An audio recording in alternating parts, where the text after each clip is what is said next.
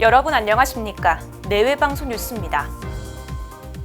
한국과 중국의 자유무역협정 논의가 재개되면서 중국 관광객 복귀에 대한 기대감이 커지고 있습니다.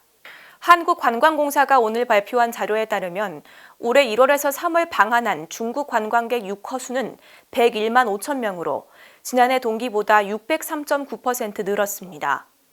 하지만 코로나19 사태 전인 2019년과 비교하면 회복률이 76.1%에 그쳤는데 중국 정부의 해외 단체 여행 허용에도 양국의 항공 노선이 완전히 회복되지 못해 유커도 기대만큼 늘어나지 못했습니다. 국토교통부는 올해 하계 기간에 작년보다 국제선 항공편을 증편 운행해 2019년 주평균의 98%까지 회복될 것으로 전망했습니다. 중국 관광객의 수는 늘어나지만 소비 패턴이 점차 바뀌고 항공과 숙박 등의 가격이 오르면서 과거처럼 쇼핑에 돈을 많이 쓸 여유가 적을 수 있어 정부 차원의 다양한 정책 마련이 필요하다는 목소리가 나오고 있습니다. 올여름 배추와 무 등 채소류의 공급은 줄고 한우와 돼지고기 등 축산물 공급은 안정적일 것으로 보입니다.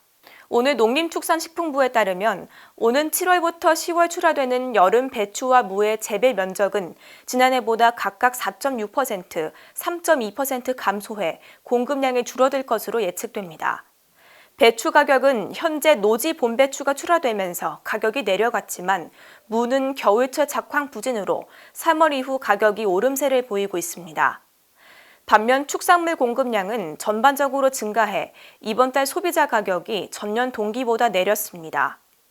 한우는 8.3%, 돼지고기 10.5%, 닭고기 7.8%, 계란 0.9% 하락했으며 농식품부는 여름철 축산물 가격이 안정세를 유지할 것으로 예상하고 있습니다. 이어서 간추린 뉴스입니다. 윤석열 대통령이 한일 중 3국의 공통 핵심 이익인 영내 평화와 안정을 보장하기 위해서는 궁극적으로 자유롭고 평화로운 통일 한반도를 실현한다는 목표 아래 이뤄져야 한다고 말했습니다.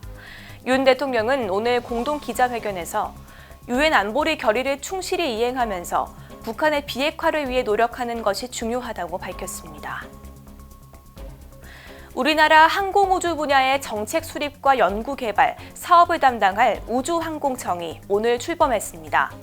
윤영빈 청장은 앞으로 우주항공청이 해야 할 일은 도전과 성취의 연속일 것이라며 우리나라 우주항공 발전을 위해 모두 최선을 다해달라고 당부했습니다. 다음 달 수도권 아파트의 입주 물량이 이번 달보다 2배 이상 늘어날 거라는 전망이 나왔습니다. 오늘 부동산 플랫폼 직방에 따르면 6월 수도권 아파트 입주 물량은 17,122가구며 특히 서울 입주 물량의 70%는 강동구에 있습니다. 서울시가 민생경제 회복과 취약계층 지원을 위해 1조 5천억 원 규모의 올해 첫 추경안을 편성합니다. 서울시는 오늘 기자설명회를 통해 민생경제 회복과 안전하고 매력적인 도시 조성을 핵심으로 한다고 설명했습니다. 빠른 뉴스 행복을 주는 내외방송 정지원입니다. 안녕하십니까, 정지원입니다. 좀 더 빠른 소식을 원하신다면 오른쪽에 있는 구독하기 버튼을 눌러주시기 바랍니다. 알림 설정까지 완료하시면 영상이 올라오는 즉시 확인하실 수 있습니다. 저희 내외방송을 시청해주셔서 정말 고맙습니다.